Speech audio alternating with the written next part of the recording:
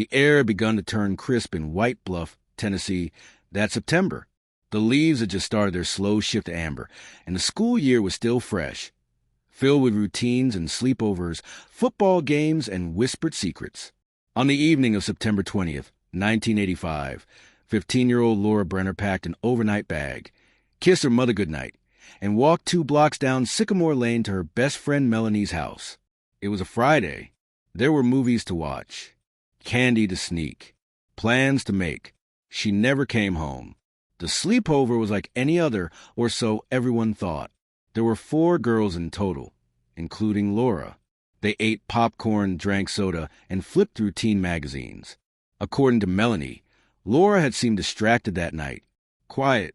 She laughed when the others laughed, but her eyes kept darting toward the small window at the back of the room. When asked if she was okay, she said she didn't sleep well anymore. That was all. In the morning, Laura was gone. At first, it didn't cause alarm. Melanie assumed Laura had woken early and walked home, something she had done before. But by mid-morning, when Laura's mother called to ask if she was still there, confusion turned to concern. By afternoon, police were involved. The home where the sleepover took place, a 2-story white house with a small porch and creaky floorboards, became the center of attention. Officers searched the property, questioned all 4 girls, and canvassed the neighborhood, but there were no signs of forced entry. No indication of a struggle. Laura's belongings were still in her overnight bag, untouched by the foot of the bed. She had vanished without a trace. In the weeks that followed, the case dominated local headlines. Flyers with Laura's face, long dark hair, a small dimple in her left cheek, were taped to storefronts, church doors, and school walls. Volunteers searched the woods behind the neighborhood. Helicopters flew over the nearby Harpeth River. Her disappearance became one of those wounds that small towns never quite close. Rumors spread. Some said she had run away. Others whispered darker theories. Abduction, secret boyfriends, strange men seen near the edge of town. But no evidence ever surfaced. Nothing conclusive. Just silence. By 1986, the case had gone cold. Melanie's family moved out of the house in the mid-90s. Over the next few decades, the home on Sycamore Lane passed through several hands. Owners came and went. The house was repainted, the porch redone. But the back bedroom, the one where Laura had last been seen, remained largely unchanged. And so did the mirror. It was tall, built directly into the wall between 2 closet doors. The frame was antique, with faded gold trim, slightly warped from age. Most people assumed it was original to the house. It never occurred to anyone to remove it, not until the spring of 2023. New homeowners, a young couple restoring property room by room, decided the old mirror had to go. During demolition, the frame came loose in pieces, revealing a hollow cavity behind the wall. And inside that cavity, wedged between a wooden stud and the interior plaster, was a cloth-covered notebook. Blue, dusty, fragile. On the first page, in faded ink, was a name: Laura Brenner. The couple immediately contacted authorities. The book was placed in an evidence bag and sent to the White Bluff Police Department. The case, dormant for nearly 4 decades, roared back to life. When the diary was opened, it revealed 37 entries. Most were from late August through mid-September of 1985. At first, they were ordinary notes about school, boys, frustrations with teachers. But slowly, a change crept in. The entries became more fragmented. She began mentioning strange noises at night, voices she couldn't place. She wrote of dreams where walls opened and people watched from behind vents. She referred more than once to something she called the thing in the basement.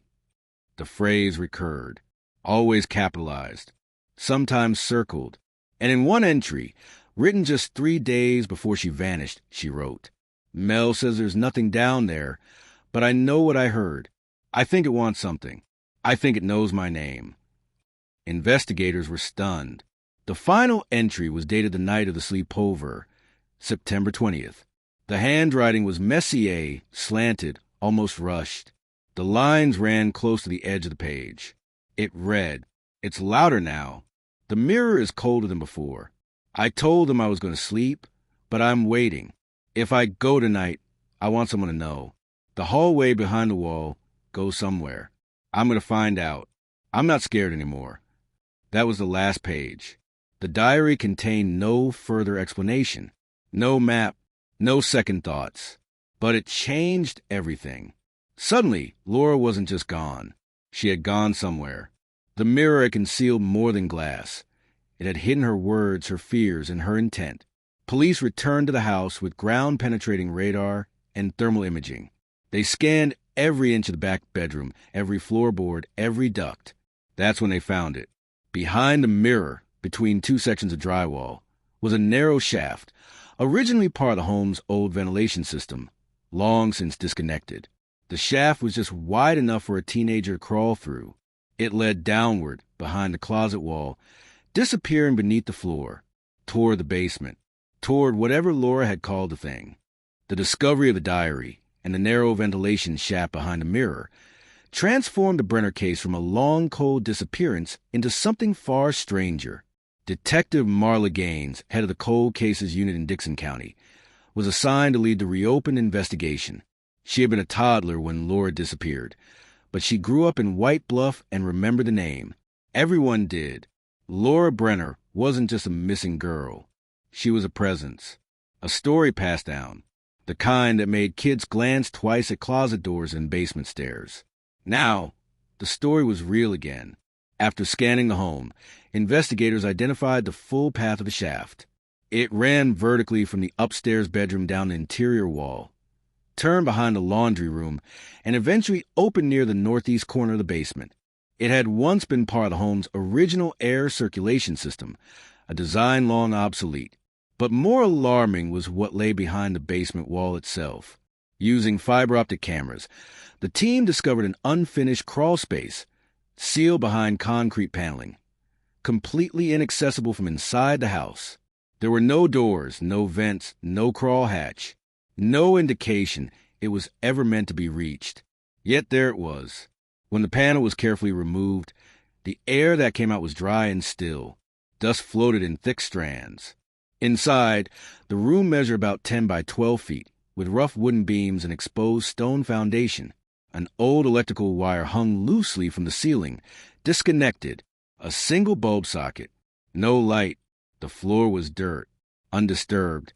But in the far corner of the crawl space, half buried, was a blanket, faded pink, matted with age. And beneath it, a broken flashlight. Investigators collected everything for analysis. No bones, no human remains, but trace evidence on the blanket. Hair strands consistent with Laura's hair color. Fibers matched clothing items from her closet, still preserved by her family after all these years. They had found where she'd gone, but not what had happened next. Detective Gaines focused her efforts on the diary, hoping it's strange. Urgent entries could be deciphered. She read every page carefully, noting how Laura's tone shifted, from typical teen anxieties into something else, something obsessive, paranoid even. One page in particular stood out. Dated just 4 days before her disappearance, it read, "The floor in Mel's room creaks when it's late. That's how I know it's real. Not dreams. The footsteps stop by the mirror, and then it's quiet. I think it waits." This detail struck Gaines deeply. The idea that Laura had been hearing noises in the very room she disappeared from, possibly through the vent shaft, suggested more than imagination. It suggested that the house itself may have had a presence, or at least that Laura believed it did. She cross-referenced property records and found the house had been built in 1949 by a man named Edgar Holloway. He had owned it until 1967, when it passed to a younger couple, Melanie's parents. No reports of unusual activity, no criminal history. But an old neighbor, now living in Nashville, remembered something odd. Edgar was quiet, the man recalled, kept to himself. But when he died, they found parts of the basement sealed off. Nobody knew why, just said it was for storage. Storage, or something else. Gaines ordered thermal scans of the basement foundation. The results revealed what they feared, an irregularity beneath the crawl space, a second lower void. It wasn't part of the building plans. No access from inside, Only the top layer had been removed when the concrete panel came off. The second layer was deeper, possibly a pit. Excavation began slowly.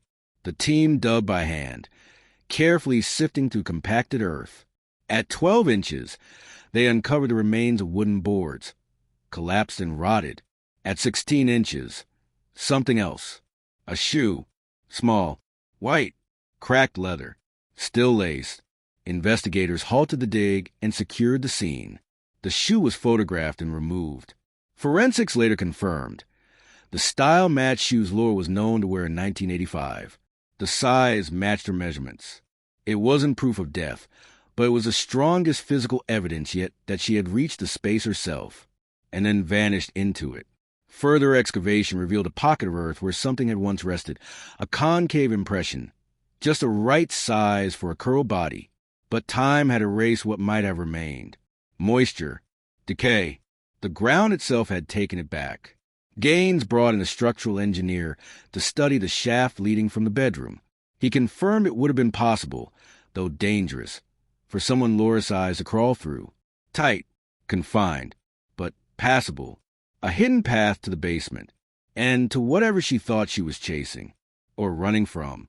The last 2 pages of the diary haunted Gaines. On the second-to-last page, Laura wrote, "I heard it again. The whisper, like it's under the floor. I think it knows I'm listening. I think it's listening, too." And then, on the very last page, "I'm going in tonight. If I make it out, I'll tell Mel. If I don't, someone will find this. Maybe not now, but one day. Don't forget me." 38 years later, someone had found her words, found her shoe, found the hollow space she had believed led somewhere. Maybe to answers, maybe to freedom, maybe to something worse. Gaines met with Laura's surviving family in private. She showed them the diary. Let them read it, hold it. It was returned to them after digital copies were made. Laura's mother, now in her 70s, clutched it like it had weight far greater than paper. She was trying to be brave, she whispered, and no one knew. The home on Sycamore Lane was placed under temporary restriction, barring further renovation until structural surveys could be completed. Public interest surged. News vans appeared. Journalists asked questions no one could answer. Where had Laura gone after crawling into the shaft? What had she seen in the basement? And what had she meant by the thing in the basement? Detective Gaines, reviewing her notes late one evening, found a chilling coincidence.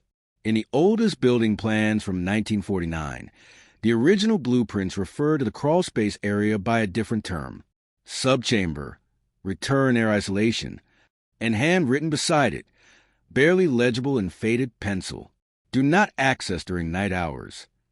The handwritten note on the blueprint, "Do not access during night hours," might have been dismissed as a relic from a bygone era, but to Detective Marla Gaines, it felt like a whisper from the past, echoing Laura's own warnings.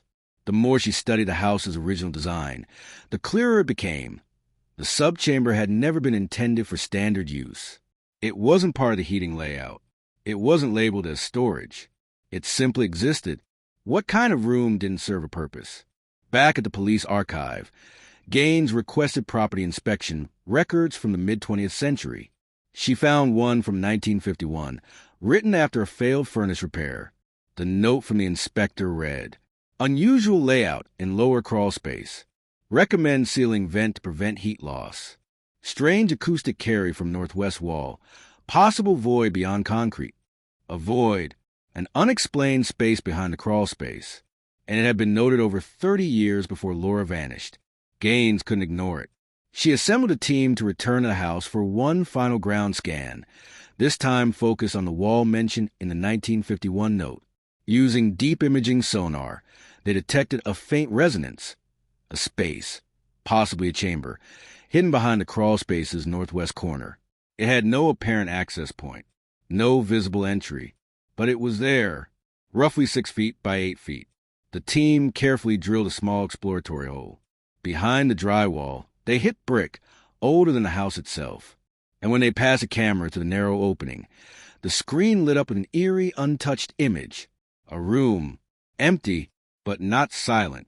At the far wall, Etched into the plaster were letters, dozens of them, scratched again and again until the words could be read from a single glance. I was here. I waited. I waited. Below the writing was a handprint, small, pressed low on the wall. The room had no furniture, no light, no exit, just four walls and the echo of someone who had once believed they might be found. It was decided that the wall would be carefully removed, not demolished. Forensics worked slowly, chipping away layers of aged mortar until the chamber stood open. The air was different there, thick, dense. There was no odor of decay, only the scent of time. The walls, in addition to the etchings, held more markings, a series of dates. All September, some complete, others only partial. September 14th, September 15th, September 17th, and finally September 20th, the date Laura disappeared. It was clear now. She had entered the shaft behind the mirror, crawled through the vent, dropped into the crawl space, and found her way into this hidden chamber. Alone, Detective Gaines stood inside the space and tried to imagine it. 15 years old, scared but determined, scribbling warnings in a diary no one would read for decades, listening for voices in the vents. And yet, even with all the evidence around her, Gaines still couldn't answer the question at the heart of it all. Why? Why did Laura go? Why did she believe something was waiting? The diary offered hints. One of the more cryptic passages, dated September 12th, read, "Mel doesn't believe me. She says it's just the pipes. But it's not. It talks. I thought it said my name. Now I'm sure. I think it's in the wall. It keeps telling me to come back." A mental break? A trauma never uncovered? A vivid imagination fueled by fear and solitude? Or something else? Neighbors had reported nothing unusual during the week of Laura's disappearance. No suspicious activity. No noises. No break-ins. But one man, a retired delivery driver named Clay Rutledge, came forward when news of the crawlspace broke. He claimed quietly that something had always felt off about that house. "I used to deliver newspapers to that block," he told detectives. "Every time I walked past that place, I heard something. Not loud, just this low, pulsing hum, like a refrigerator left open. Even when the house was empty, I heard it." He had never said anything. Who would believe a sound in the walls? Still, his comment matched something in Laura's diary, an entry dated September 7th. "There's a noise. It's like the house is breathing. I thought it was the vents. But it's not. It's deeper." After full forensic analysis, no bodies or biological remains were found in the chamber, but traces of clothing fibers, including a partial elastic waistband, were discovered beneath one corner. The print on the tag had long since worn away. Gaines believed it was a final piece. Without remains, there could be no official declaration of death, but the evidence was overwhelming. Laura had entered that space. She had survived there days, maybe longer, long enough to leave messages, to mark time, to scratch out her last thoughts in the dark. The crawl space was resealed after documentation, but not destroyed. The homeowners, after long discussions with local officials, agreed to allow a commemorative plaque to be installed outside the home, just beneath the window of the room where Laura last slept. It reads, "In memory of Laura Brenner, 15, vanished, found, remembered." The town of White Bluff held a quiet candlelight vigil on the anniversary of her disappearance. Classmates now in their 50s stood side by side with teenagers too young to remember. Teachers, neighbors, reporters. They lit candles and placed flowers beneath the porch. Someone read from her diary, her words echoing through the warm September night. "Don't forget me." And they hadn't. Laura's story became part of something larger. How homes remember, how secrets hide in plain sight, and how a voice, even lost for decades, can still be heard when someone listens. As Detective Gaines prepared her final report, she paused at the last scanned page of the diary. It had no date, no signature, only a short, unfinished sentence. "I think the wall is listening now." She read it twice, then slowly closed the file. The investigation had yielded no definitive cause, no evidence of foul play, no confirmed remains. Yet the conclusion was unanimous. Laura Brenner had entered that vent shaft behind the mirror, and she had not come back. Whether driven by fear, curiosity, or something stranger, she had made that decision alone. Detective Marla Gaines wasn't satisfied.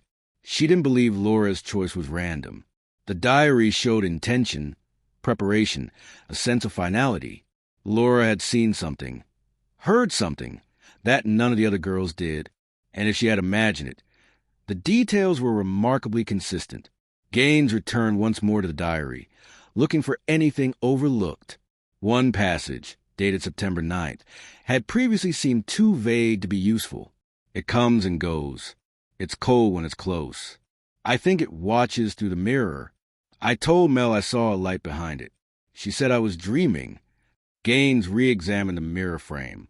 The couple who discovered the diary had removed it in pieces, but most of the wooden segments were still stored in a side shed behind the house. The frame was ornate, gilt, carved with small motifs like vines and branches. But on the reverse side, etched into the wood, was a name not previously noticed. E. Holloway, June 1950.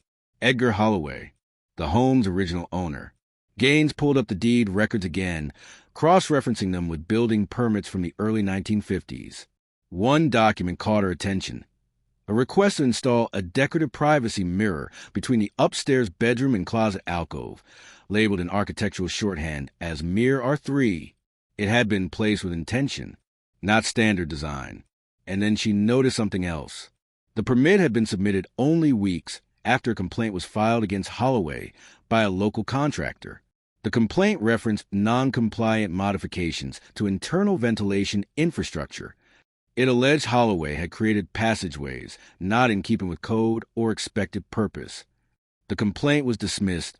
The details never investigated further, but it confirmed what Gaines now believed.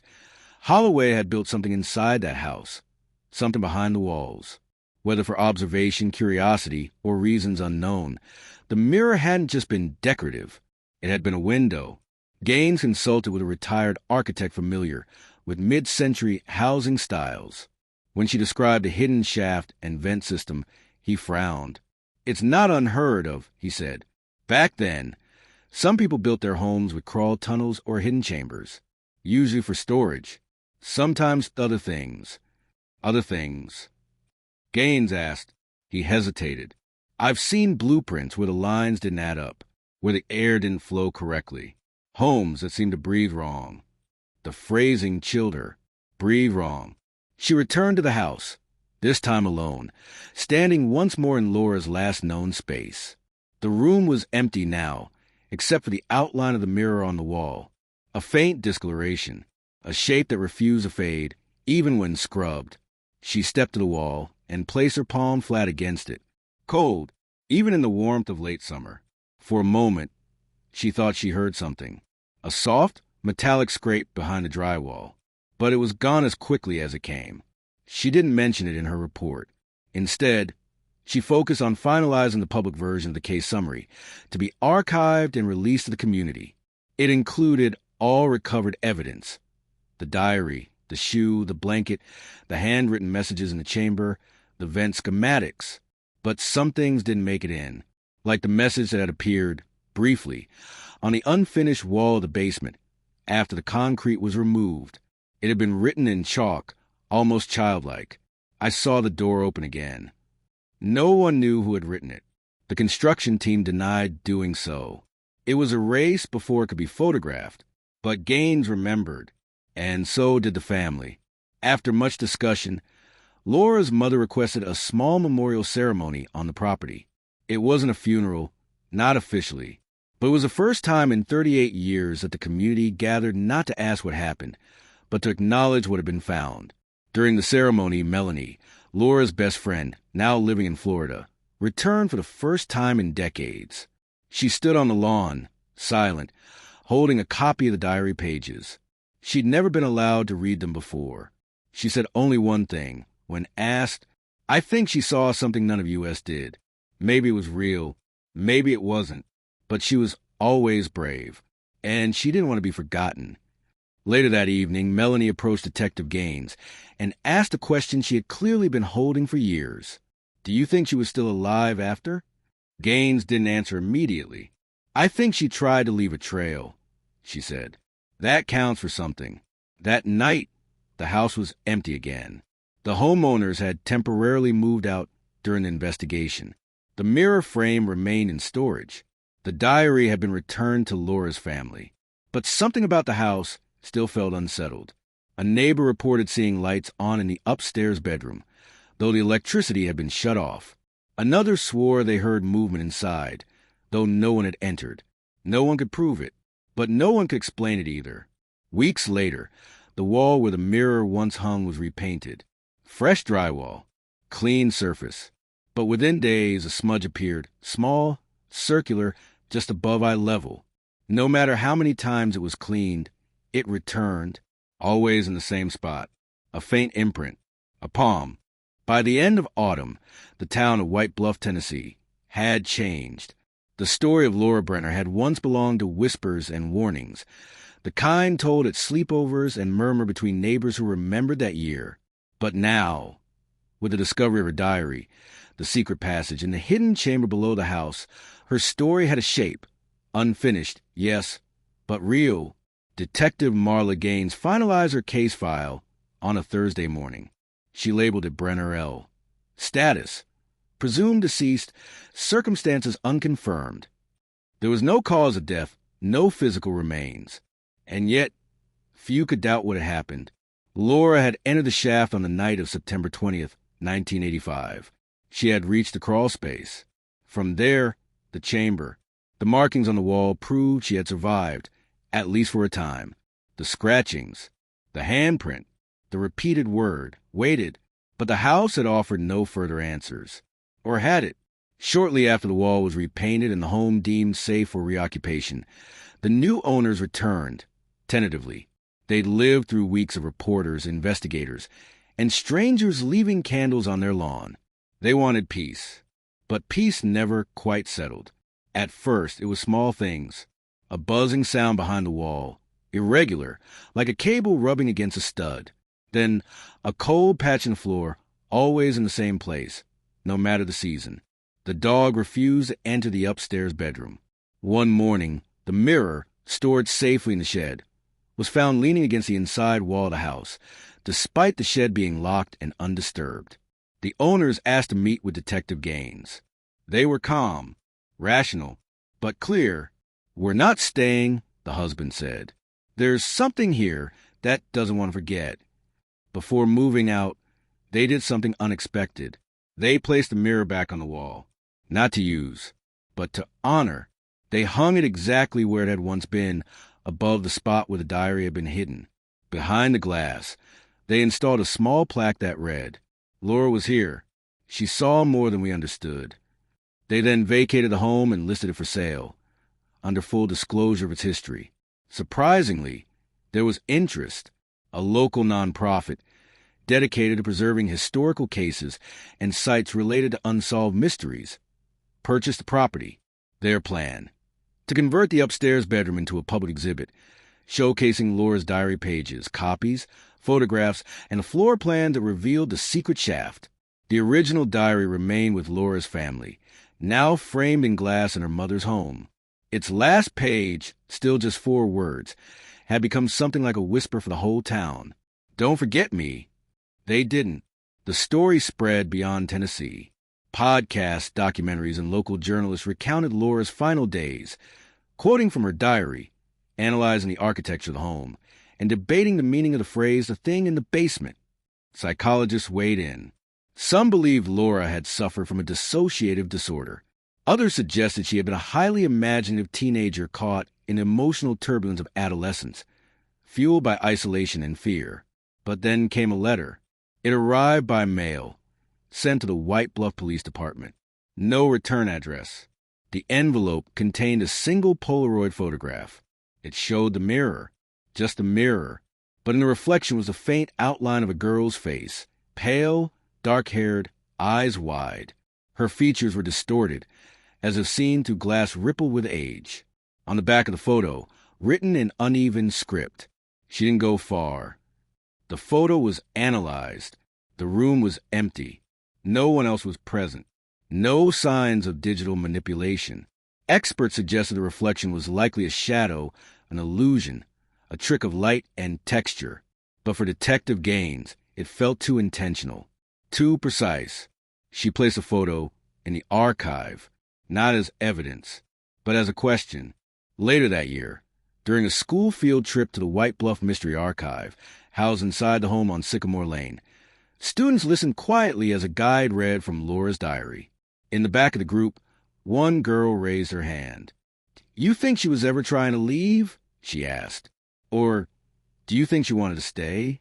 The guide hesitated, then said, "Maybe she just wanted to be heard." One of the docents later noticed that the mirror had fogged up, though no one had touched it, and the air was dry. A single mark had appeared in the condensation. A line, then another. Letters. L.B. The initials faded quickly. The mirror was cleaned, but no one said a word. Today, the room remains preserved. The diary's words displayed in quiet reverence. And every so often, a visitor steps inside and glances at the mirror, just long enough to wonder if something looks back. Not in malice, not in fear, but with memory. Because Laura Brenner was never truly lost. She left her name, her story, and in the end, her voice.